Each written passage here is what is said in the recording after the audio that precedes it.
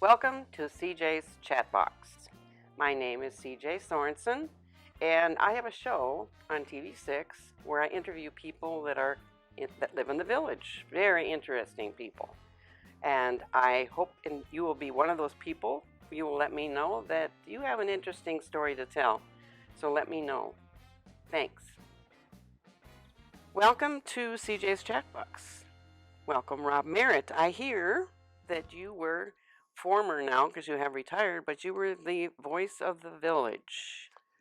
Well, I worked here for 44 years, started in 1969 as a college student, and ended up, hosting the morning show, which is now called This Day, I think. We called it the Channel 6 News back when I did it. But did a lot of things, and it was an interesting time here in the village to see it grow, to see it change. Freshman, yeah. You were at the very beginning Yeah, then. yeah. In fact, Cal State Fullerton for a while rented office space or classroom space on that campus.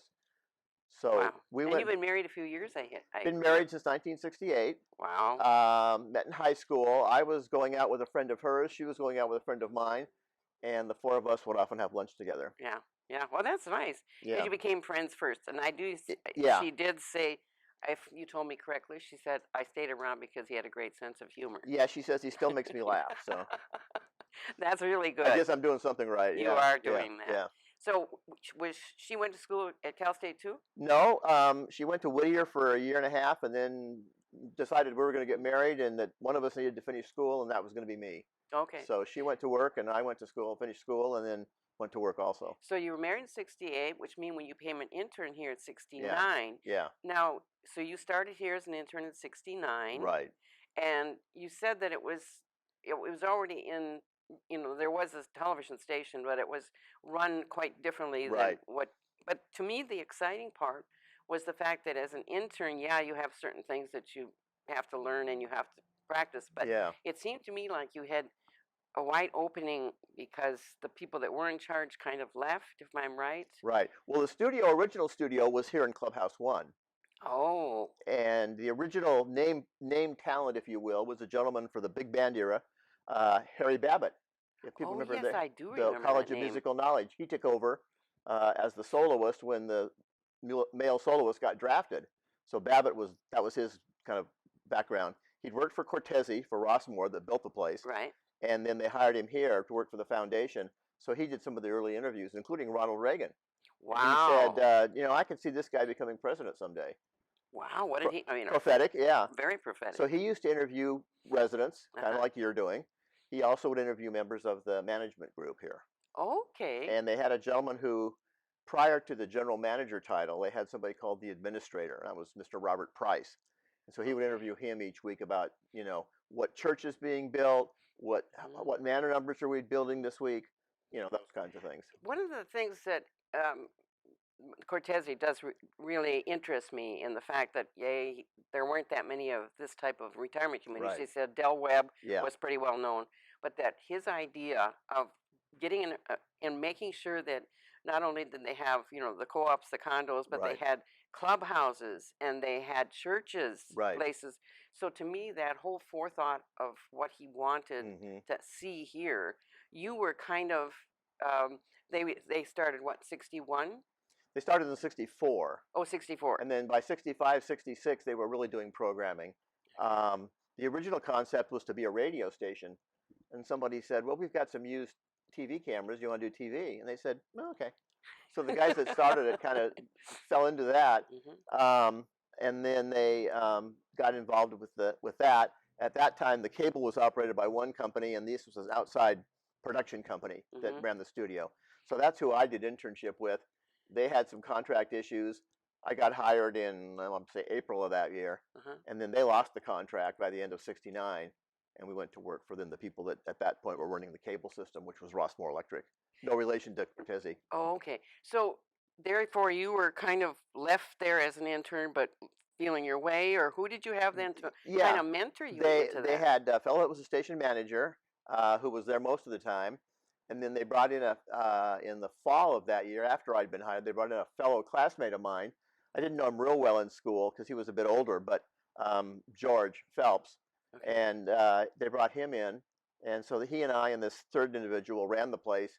until about 71, and then that fellow was sent away, Yeah. and they brought in a couple of new people, if you will. One of the things that I guess I'm trying to, as far as just, it's exciting to me to think that you're, your first intern job, and you're being put in charge pretty much, and other people are coming in, and so you're making this thing work. Did you sit around a brainstorming table and say, why don't we try this? Why don't we put on this? Why don't we do that? A lot of the programming at that time had already been established with residents, and most of the programming was back-to-back live. So you literally would focus on a card. They would say, thank you for watching my show. You'd go to the card, maybe play some music, put the next person in, and they would do their show.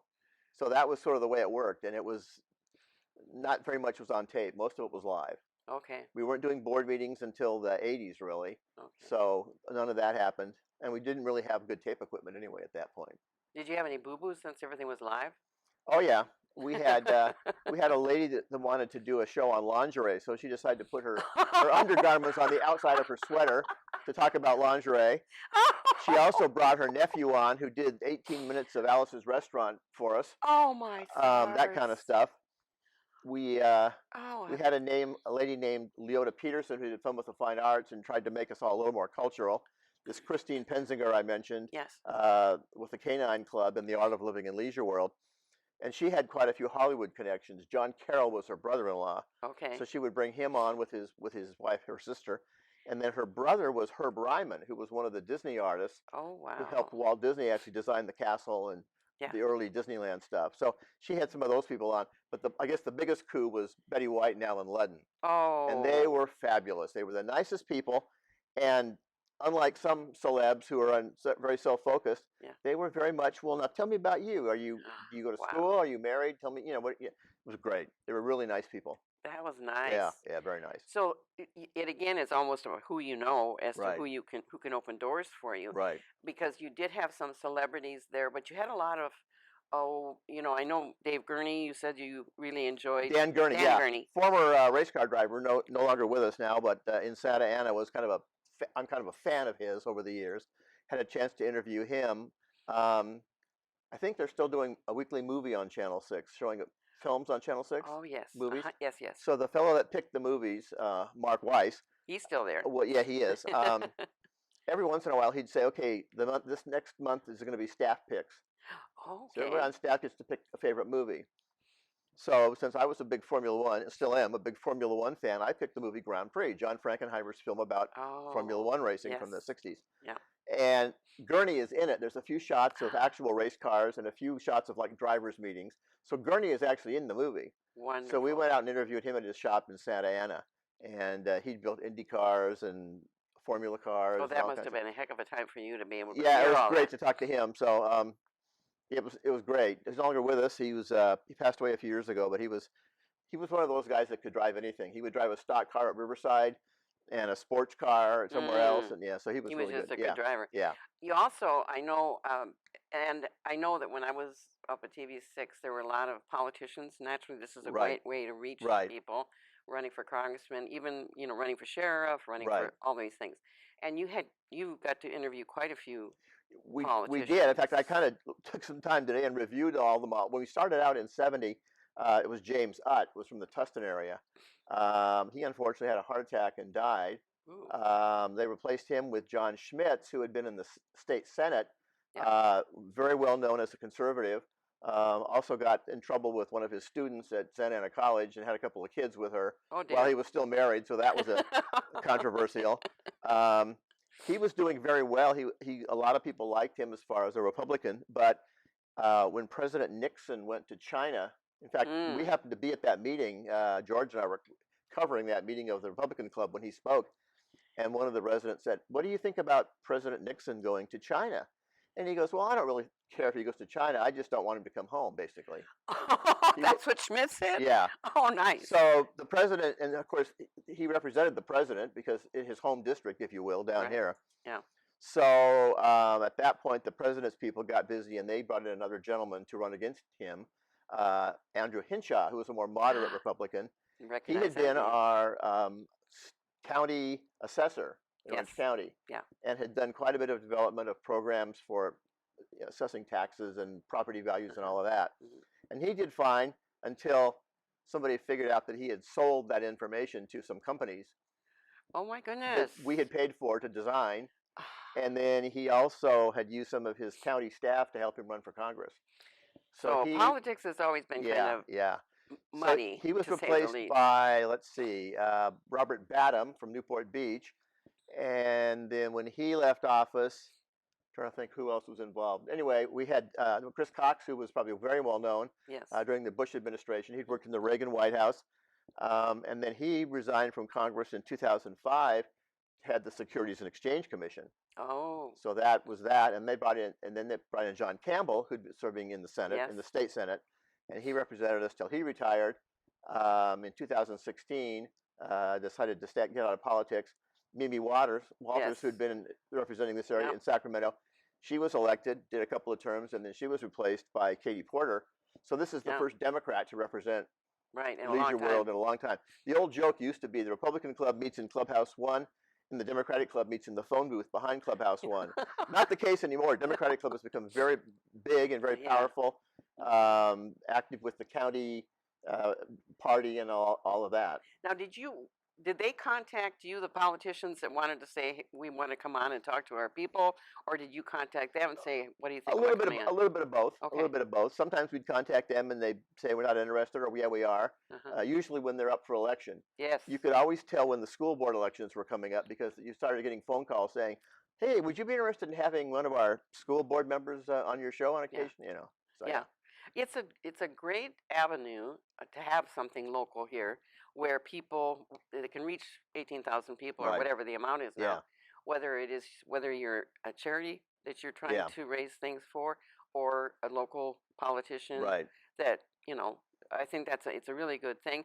And also the information. I mean, we'd have fire department, would come in and talk about latest update things and security and all that kind of thing. Coming in this morning, I saw Engine 22 making a run. So yeah. We owe them everything. Yeah. Now again, you mentioned that Cortese had been involved in building this whole place. Yes. He donated the land for the churches. The land for the fire station was also, I believe, donated by him. Wow. In fact, I think he actually built the first one, and then it was rebuilt by the county a few years later. But they've done a great job here for the community. I live in Gate 5, and they drive by my house all the time. Yeah. And we keep them very, very busy. I just applaud them. They should have cupcakes delivered every day. The only downside of interviewing them is there was always 2 or 3 people standing over here with a radio. And sometimes in the middle of your interview, that thing would go off, and the person would say, off his mic, and off you go. They're going to make a run. So but that's dedication. Well, yeah, it is. Yeah. So that was it. We did have the sheriff's candidates on, and of course we had the one who got in trouble and spent some time in jail. Mr. Henshaw spent some time in jail too. Actually, he spent 8 months in jail. Wow. After the tax or found out about the selling the. They don't do a very good job of vetting. It sounds like. Well, if you get the party endorsement, whatever party it might be, that tends to go a long way. Yeah. Although when John Campbell got elected, he had a libertarian running against him, and a green running against him, and a Democrat running. So he had a lot of people running against him. Oh my. But you get the party endorsement, seems to help. You also mentioned that you had the opportunity, I guess, to visit the Winter White House, where it was Nixon was in office. When President Nixon was president, we had 2 chances to go. One was when the Environmental Protection Agency was started, and the Postal Service was issuing a first-day stamp of the environmental issues. Oh. So that was neat to go. He wasn't there. The president wasn't there. And then a friend of mine who worked at a local radio station, we went to another press conference there. Again, the president wasn't there. But what was funny was it was kind of like we're doing here. The stage was outside with the blue curtain that you always see, and the president's podium there, but it was outside. And a lot of our residents probably remember when David Frost interviewed President Nixon after he'd left office, and they wanted to shoot the interview at his home there, but the home is right near a Coast Guard station. So when he was president, they would turn off the electronic equipment from the Coast Guard so the TV cameras could do their work. Yeah. He was no longer president, so he didn't have the power to say, shut those things off. So they had to go to a friend's house in somewhere else in Orange County Oh, to shoot those interviews with David Frost. he probably wished he wouldn't have had that interview.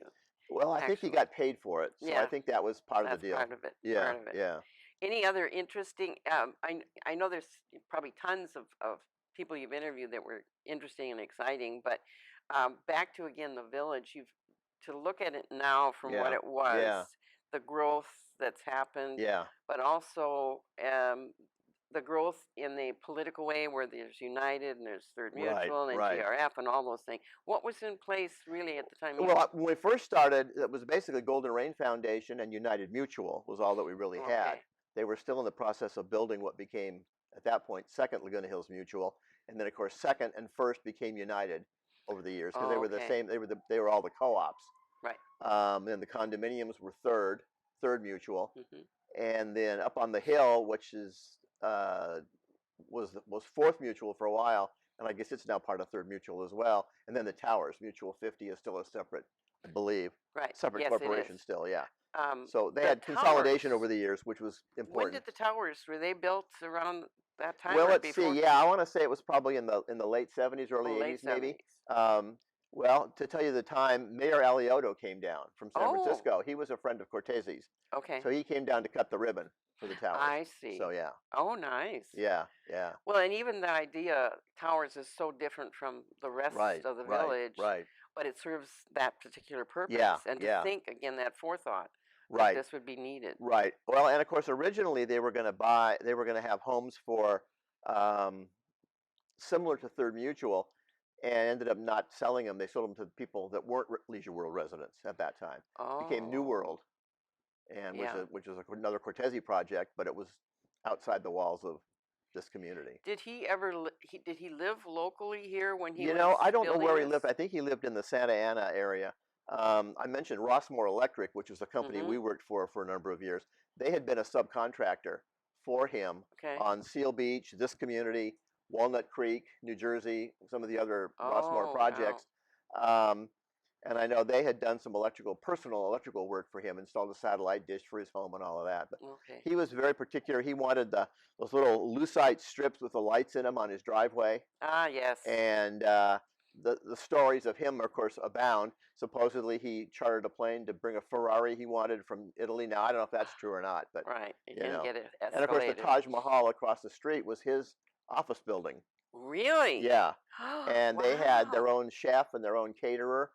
They had in the basement for his vice president. They had a wash rack and a gas pump. And supposedly, one year he gave all his vice presidents new Cadillacs for Christmas. Wow. But the idea was he would say, "Now I want you to go up to Seal Beach. Do not pass. Go right now. Go get in the car and go." So those cars were gassed up every day, and they even had a helipad out there. If they wanted you to fly somewhere, they would say, How old here's was some he cash. when he died? Do you know He about was it? probably in his maybe early 70s. I'm not sure. Oh, It was a surgery situation. He didn't survive the surgery, or oh, there was okay. some complications after the fact, as I Right. recall. When because I remember, I mean, I didn't move in here till Right. 2002, but when they had the big globe Yes. on Molten, Right. was there a big to-do when taking that Yeah. down? And Well, now when I came here first, and you have to look in the old history books to see it, but that whole area down there was completely different. There was a drive-through. It was kind of like Disneyland with fake rocks and waterfalls and the globe oh, yes, spinning around. yes, yeah. When they redid all of that area, the globe then sat on the on the parking lot on the ground Yeah. for a number of years, and then somebody said, we should revive it. So they put it back together and put it down by the freeway, I want to say the Episcopal Church, I think it is, next to their parking lot. Yes, yes, yes. So it was there, and a local electrical company said, "Our dad lives in Leisure World. We'll pay to have it fixed. We'll get the gears fixed. We'll get the motors fixed. We'll get the lights fixed." Well, that was quickly vandalized, unfortunately. Oh, And it used to turn. They started it uh-huh. revolving, and first they said, "Well, it's going the wrong way based on the way the Earth rotates. But if it went the right way, then the writing would be backwards." So Oh. as you saw it said Rossmore Leisure World. So if you went the correct way, it was going to be backwards. And then they decided that all it took was one junior high kid to climb on that thing and get thrown off on the freeway, and we'd all be sued. So they stopped it running, and then eventually it got moved up by the golf course. And then when the Heidi Cortese had some issues with the community, and Then so they went ahead and tore it down and took it out. took it out totally. Yeah. And was there always what precipitated becoming a city? The main justification for that was the Marine base at El Toro was closed. The Navy had to close some bases around the country, and they decided to close the El Toro Marine Corps Air Station and the Tustin helicopter station, where the big Oh blimp yes. hangars are. Yeah. Didn't they turn that into something for, you know, homeless or something? The one that Well, in I'm not Tustin? sure, but I know Yeah. part of that area is now a shopping center with a Home Depot and all that kind of stuff. Oh, okay. Anyway, they have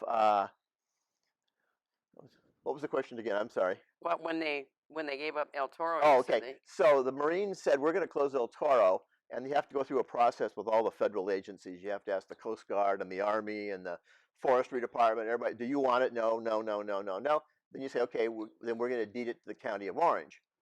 And a lot of people in Newport Beach said, that's great, because we don't like those jets flying over our cocktail parties at 5 o'clock every night. There you go. So let's move the 737s and the commercial flights from John Wayne over to this new airport, the international airport. Yeah. And then all we'll have is corporate jets and private planes and helicopters here at John Wayne. So that was really the motivation. At that point, 3 of the 5 city or county supervisors were pro-airport. Wow. And so the community here got involved, and first they got involved raising money for, of all people, somebody in Fullerton. And the person they supported was anti-airport. So that made the Board of Supervisors go from 3 to 2 pro-airport, 3 to 2 against an airport. So that was the big deal. So then what are we going to do with it? Well, Irvine ended up with it. It was a great park, and then that's controversial with all the stuff they've done over there too. But it at least is getting some usage. They made some sports fields and some community gardens and those kinds of things over there now.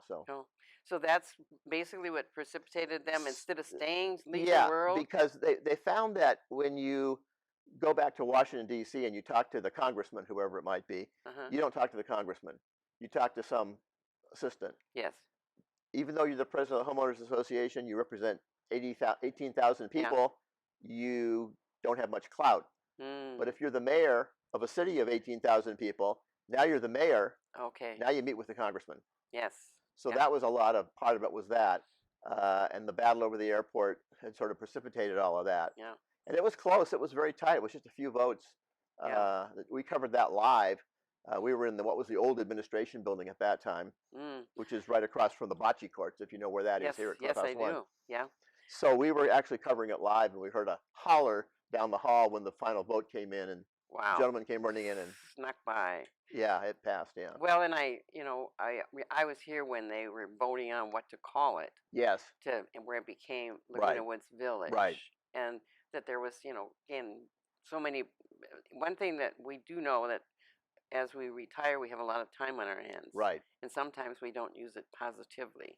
Sometimes we tend to argument about things that are really not that important. We argue about the small things.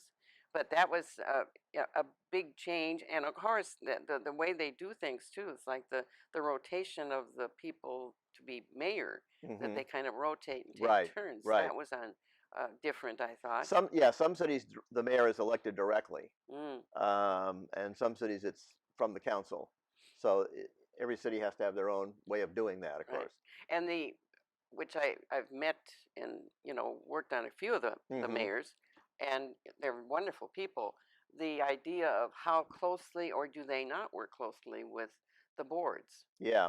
I'm not sure who's on the committee now, on the council now, but when it first started, they had a series of meetings over here talking about what you're going to expect as you become a city. And one of the experts that spoke, he said, your first few years of your council are going to come from your boards of directors, your homeowner association. So I think several of the people who are there now were on the homeowner association boards to some extent. But do they just do city business, or do they have to work with boards on certain things? There's been some issues over the years, I guess, of between the two. The city is responsible for the city, and the community is responsible for the community. For the village. But there's some crossover areas, where they have to kind of sit down and hopefully work together. And apparently there's some legal constraints. When you're a city, you have legal constraints. If you're going to have a meeting, you have to call it and notify Oh, and right, publicize and let the media come in and all those kinds of things. So right, versus homeowner association has a little more flexibility. right. And I do know because I worked for Paul Ortiz Yes. that he was an intern at the time that you were Well, at actually, the he was TV. working at the towers, Okay. assisting up there, and then was going to Cal State Fullerton. We had an individual who was working part-time who left to go to a commercial TV station, and they said, well, go find somebody else. So a gentleman who was a PCM staffer said, I was talking with him about it. He said, we've got a guy at the towers who's a nice guy, and he's in communications. So we met with Paul, and The they rest is brought history. him in. Yeah, so yeah. Yeah, yeah. He's still there. Yeah. He's a gem. Yeah. He's a gem.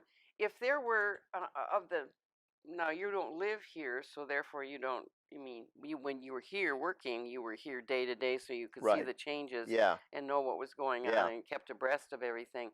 Were there things that you felt?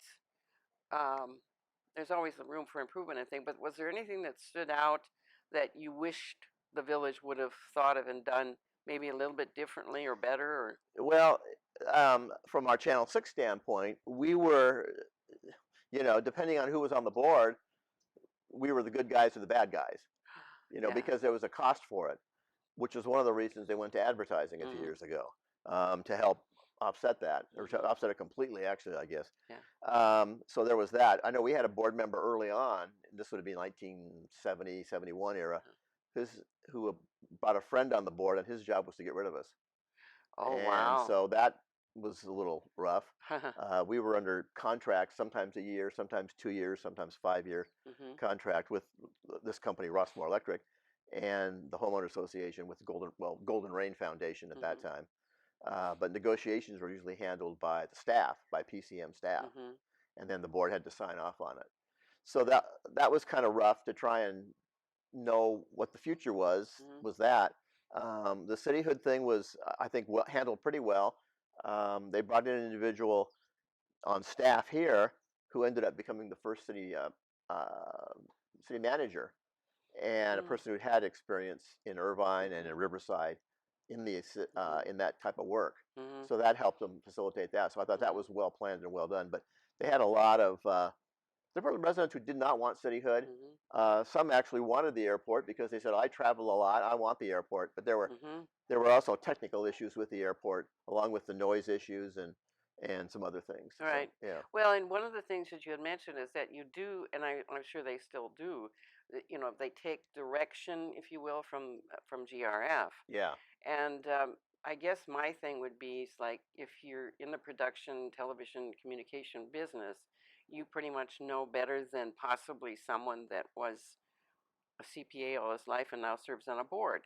So that would be kind of, and how you bite your tongue yeah, while you're taking advice from them that really yeah. don't know what's happening. Well, yeah. In fact, they had a I don't know, they'll still have a TV services committee, and that was sort of the guiding principles for the studio and the Mhm. cable system. Mhm. Um, and again, you had some people with some good ideas and people with bad ideas. We had one meeting when they were under the gun from the county to expand the system.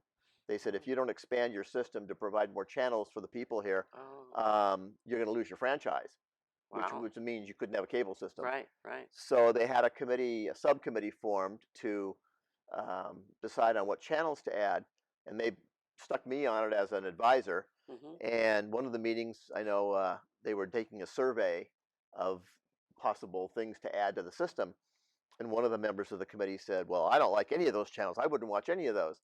And the gentleman who was chairing it said, "Now you don't understand. We're not voting for you and me. We're voting for the residents who live here. Oh, What we think they might like to watch, what they might enjoy right. watching on TV." Yeah. So it's kind of like it's not your channel; it's Mhm. everybody's Mhm. channel or everybody's cable system at that time. So And yeah, I think it is quite difficult for people to think of the whole yeah. instead of the individual because we're so individualized in our society. And I don't know if it ever got resolved. When I was here, the big controversy in TV was the sports channels. And I think that still is, The yeah. Dodgers and the Lakers, I believe, were in a contract situation with one of the other cable operators, Mhm. and the only way you could get the home Dodger games was to subscribe. Mhm. And my understanding at the time was you had to subscribe for the year, and you had to subscribe for the whole community. Wow. So while you had maybe 9 to 12,000 people wanting the sports, Yes. you had another 6 or 7,000 who never watched sports. Yeah. So you had people saying, well, why should I pay for your Yes. Dodgers? You don't pay for my fill in the blank, Yes. So you saying that's still an issue? Yes. Yeah. I still think that's an issue because, again, whether it's affordable, and again, it isn't going to be for everyone, and they can't agree on anything like that. Concept that was early on produced by, I guess, the original management was the shared concept. And the idea was everybody puts a nickel in the pot, and then they take what they want to have. So if you want to play golf, you play golf.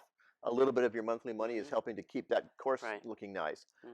You may like to dance at Clubhouse 1. You may not, but a little bit of your money is going to pay for the facility and the upkeep and the people that work here and all that.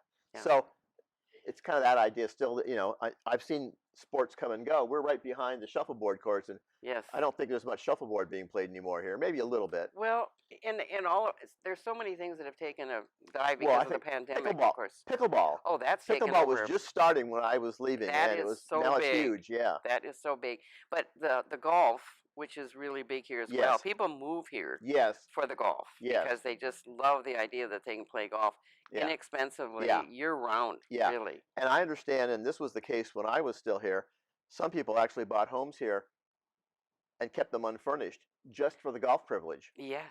So you have to be a serious golfer for that. Different ideas here. Yeah, people used to come in, and I know that that's where they have to watch. You can't rent for less than X amount of months. You can't do that because some people would come in and rent it for the summer just so they could, play golf, or the winter so they could play golf. The snowbirds and the sunbirds. Yes. And that was an issue too, I know at the time. Do they still allow people to rent homes? They rent homes, but I don't know if there's a 6-month limit, a 3-month limit, how that goes. Yeah. But they do have limits on that, and they protect everyone, and it isn't always great, especially when if the parent has to go to assisted living, they either want to rent it because the kids are too young to move in. There's just all kinds of stuff that goes on like that, and it's changed so much, and the pandemic has changed so much as far as the attendance in any of the clubhouses, whether it's dancing or I'm sure shuffleboard and all those kinds of things. We've had to make do, and we've done fairly well. But the socialization, if you're living alone, then and you're locked in, that can get to you after a while, and people alone also have a difficulty with getting depressed on occasion. And then if they don't even have an outlet where they can go play bridge or go play mahjong or whatever it is, I think there was even again some controversy about making that Clubhouse 7 just be a bridge. Bridge club. So I think that almost everything that comes up, there's going to be somebody that's not happy with it. So there's always controversy. And I said sometimes we have too much time on our hands, and instead of going out and volunteering, doing some good, we tend to just have little squabbles. So one of the things that you told me earlier, because in just meeting you today, and your gift of gab, but your remembering of storytelling and so on, but you'd said that when you first went into college, you were not necessarily thinking about going into the TV production, film, and so on, but that you had part-time jobs, that you wanted to buy a car or whatever, and that you worked at some retail stores. Yeah, I did a little of that. Going back to high school, the young lady that I was going out with at the time, who was friends of now my wife, our particular high school had a lot of kids whose dads owned car dealerships in the Fullerton or Orange County, South Orange County or whatever. This young lady's dad owned a car dealership. And one time, just out of the blue, she said to me, I forget what the conversation was. She said, I used to go down to my dad when he'd shoot those commercials down at, Channel 5 or Channel 9 or whatever. And she goes, I could see you as one of those guys sitting in those rooms with all those TV sets, pushing all those buttons. And I said, yeah, haha, thank you. Well, then my senior year of high school, they had a career day. And I got a call from my counselor, which is always scary when you're 16 or 17. But she said, no, I'd like you to host one of those. The gentleman you'll be having on is from a local radio station. And I go, okay. So I did that, and that was interesting. And then when I got to college, I really wasn't sure what I wanted to do. So I had well, now you can have an undeclared major, but back then you had to pick something. So I think I picked English or something. I don't know. But my parents heard a guy talk at some dinner thing, and they said, hey, you should go talk to this guy. He's in the journalism department. So I went and kind of explored that aspect of it, and then sort of evolved that really TV sounded interesting, and so I ended up going into that. Well, when you said you'd done some retail selling, right, it was obvious to me just talking to you on the phone yeah, that you had a great deal. I mean, you were able to sell yourself.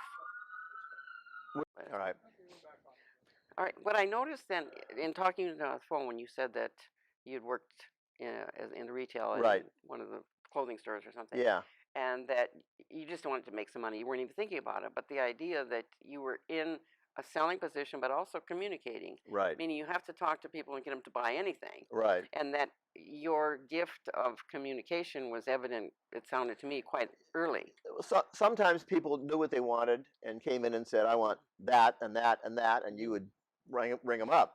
But a lot of times you had to suggest, and that's kind of the secret of all of that. Is you say, "Well, now this tie goes with this shirt, goes with this coat, goes with whatever." Yeah. So there was all of that. A good family friend of ours, one of my parents' friends actually, I was talking to him one day, and he happened to had owned his own company for a number of years and sold it to a bigger company. And I said, I admire you because you're in sales and all that. And his son-in-law, a friend of mine, is also in sales. And I said, that's really, you guys are really good at that. And he goes, well, he says, you're in sales. Everybody's in sales. He says, you're not selling a product necessarily. You're selling an idea. Yes. You're communicating a concept or an idea or helping somebody communicate their idea, whether it's a board member or a political person or a advertiser, whoever it might be. And I think that, again, for you, being kind of guided by different people that you have said, why don't you think about this? Why don't you think about that? Is that they saw in you skills that you probably hadn't recognized yet. And they kind of pushed you in that direction. And again, I think that you're being able to be around people, to read people, to enjoy being with people gives you that gift of asking questions. And you were probably a great interviewer. That was the part of my job that I really enjoyed the most, was the interviewing part. Some of the TV production stuff, I wasn't all that excited about having. We have to do it to make to get the thing on the air. But someone's got to run the cameras and do all of that. But well, and you talked about the fact that they did start advertising, asking people to to come on and pay for advertising. And so I've met some of those regulars that come on TV6, and they understand the value of that. That it does reach more people, and that whatever it costs, they've worked it out so that this is, it pays, and it goes on other channels, not just TV6. Right. So it's the quality of the production is such now that I see some of the ads on some other channels, and I think that might have been done here. So they've got the technology now to really. They made some big changes equipment-wise after I left. We actually had when I retired in 2012, we still had some lights up in the grid up there that were from 1969. Oh, and they were used bought before 1969. So they were, I know how old they were because I had repainted the barn doors on some of them. So I knew how. So they had gotten rid of all that old stuff, and they've got new lighting and better cameras and changed some of the programming around. So it's all and some of the scene designs. There's people here in the village that I know that have been so helpful as building props and different scenery there. So it does. It takes a village. It does. Yeah. It takes a village to make it happen. And that's something that we started early on. Well, I want to say early on. 1970 was a volunteer program, and that worked out very well for a number of years. We had in the original studio, we didn't have, us underlings didn't have offices. We had desks out in the studio, and our phones had a light on them. So you'd turn the switch, they wouldn't ring, the light would blink. Okay. So even the live shows that we had, like the one with the administrator on, his secretaries would sit there and take down the messages, and then we'd hand him the questions on the air. But they had to be able to kill the audio on the mics, on the ringer, on the telephones. So we started out with, that was, 2 cameras, bare bones, black and white. You brought up about the volunteers. Carol Moore, when she was mayor, she and I got to talk, and I got to know her a little bit when she'd come in for her monthly visit. Yeah. And she said she was hoping that would be started within the city, possibly. Yeah, maybe. A volunteer organization, because she said you don't function. A church doesn't function without volunteers. And so there's so many things that could be done but that nobody really wanted to volunteer Yeah. anymore. Have we got a generation of people that don't know how to give back? Perhaps. We started the volunteer program with a resident who actually came in and she said, "You guys need some help," and so she volunteered to start the program, and that went on for a number of years, and then was finally phased out. But um, it was very helpful early on, especially because I mean we literally had to stop production to go answer the phone.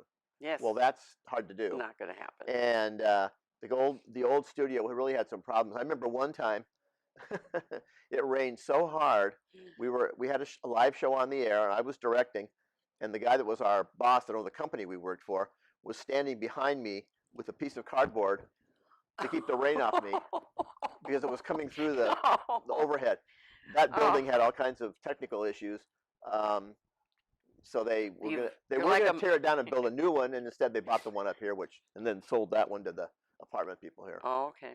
Yeah, you definitely came through sleet and snow. It was, yeah. We had lights blow up on the air, and we had a situation where we had a film projector, and the way it had to be set up was it had to shoot across the room, and so you had to not walk in front of it. And we had a resident walk through the control room and stop right in the middle of so the film was on her side, and we had to get her to move so we could keep the movie going. We started out showing movies on film, and then eventually videotape, and now it's DVD, or who knows what it's on now. It's right. Comes from the moon or something now, probably. Those problems that spur of the moment you have to make do, and especially if everything was live. Yeah, that had to be challenging. It was for a long time. That was really, really rough. And then of course the big thing that was really, I think, and most important, other than the cityhood issue and some of those political things, was the fact that we were covering the board meetings, and that came at the request of the board members. Okay. I believe it was Third Mutual first. I may be wrong, but eventually we were doing Third, United, and GRF. Because the towers is self-contained, we weren't doing the towers, but close to the end of the time I was there, we did have the administrator of the towers come on and give a little report. Okay. Occasionally. Well, because we have the boardroom now, where they do have the cameras all set up, and it does work out best. And of course, because now the pandemic, there's been a lot of Zoom. Right. So they've had to do it that way, which is just not very effective. Yeah. It's much better if you're in person, but not too many of the residents come there in person. Right. But they can watch it at home, and so it's taped. And that was happening when I was still there. It started out in the old building here, where we had to physically take our cameras out of the studio, run them down there, hook them up, retime the whole system. Yeah. And we had to do that a little bit at now the administration building, I guess it's called, or the community center. Right, community center. So we would do it but then finally they got the robotic cameras up and I think they're on their second or third generation of those now. So yeah, it works quite well. And it works very well, and they've redone the boardroom a couple of times, I guess. Yeah. I know that building has been redone a couple of times since I retired, so they've moved some things around. Good. And, well, I'm glad to hear that you've been here, you served along, you saw a lot of things change. You don't have anything really bad to say about what we've done, the decisions that have been made. I think it's actually been kind of like a free lesson on how to retire, and what you should think about, what you should look at. A lot of the people here have had second careers. I haven't, but a lot of people here have gotten new, whether it's interviewing on TV or whether it's arts and crafts or taking up a hobby or a sport. Art, one of the city council members is doing oil painting now. He never did that before. He was a businessman before. Sure. So, and I remember going to the orientation that somebody that was in the meeting that was just a new homeowner had said, well, why are we, they're retired because they're 55, right? Yeah. And I was already 60 something, and I was nowhere near retirement. Yeah. So that has changed immensely. Yeah. For people that now live here and are not retired, they're still going out and working every day. Right. And at the time when I worked here, and it may still be the case, some people were able to keep their home wherever it was, somewhere in Orange County, buy a place here for weekends, come down, play golf, swim, get to meet people and all that. Then when they retire, sold the big house, came down here, bought all new furniture, and enjoyed the good life down here. Yeah. So I don't know that many of them do that. I know that there's been, they have to watch out for people buying a place and making it Airbnb. I mean, there's just all kinds of things that they've had to really come down and watch. And are they still pretty conscientious about the age restriction? Yes, yeah, I think they still hold fast. I mean, the guy may be 55 and she may be, younger. 35, yeah. Right, that happens. Have you had a baby yet here? God, I hope not. I don't think so. Yeah, well, we had a horse born here, and that was the last one that was the last of those they were going to allow. They said. So Oh, really? yeah, there was a lady that lived here, and her avocation or business was horse breeding. Oh. So one of her horses was pregnant, stationed up here at the stables, Yeah. and gave birth, and that was a big deal. It was in the newspaper and yeah. all that. But they said, "Thank you, but no more of that." Well, and just to have the idea that they have the equestrian center there Yeah. for people that do have a horse that boards there or like to ride. Right. I mean, this village does offer almost everything. That was one of the things that Cortese really pushed for was the stables here, and that was also controversial. When I was here, there was a lot of residents who wanted that closed, wanted the stables shut down because of the, they think it was only used by a few people.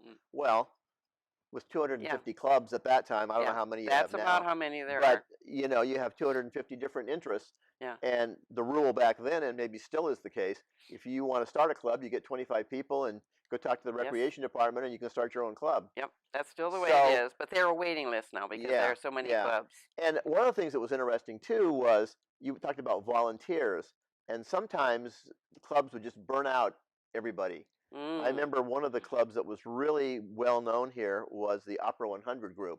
Oh. And I know I think it was my last year of working here, I got invited to a luncheon where they were closing their books and said this was the final year of because nobody wanted to be president. Oh, yeah, that's the thing. There's again, when you have a club, somebody's got to be in charge. Exactly. And again, if people don't want to volunteer, they don't even want to volunteer their time there. And we've had, and I think you probably still have, clubs that start, fold, they give all their stuff to the Historical Society, and then 10, 15, 20 years later, somebody goes, we should have an XYZ club. Yeah. And they said, oh, well, we used to have one back in the 80s. And they go to the library or whatever and get all the information and say, oh, okay, this is what they did, Oh, that's nice. Yeah. So they start up again. Well, it has been very interesting. Yes, you have tons of stories to tell, and you go way back so that I got a bit of history here. And hopefully the people in the village that didn't know like I didn't know about all this will be updated. So thanks again, Rob. Thank you very much.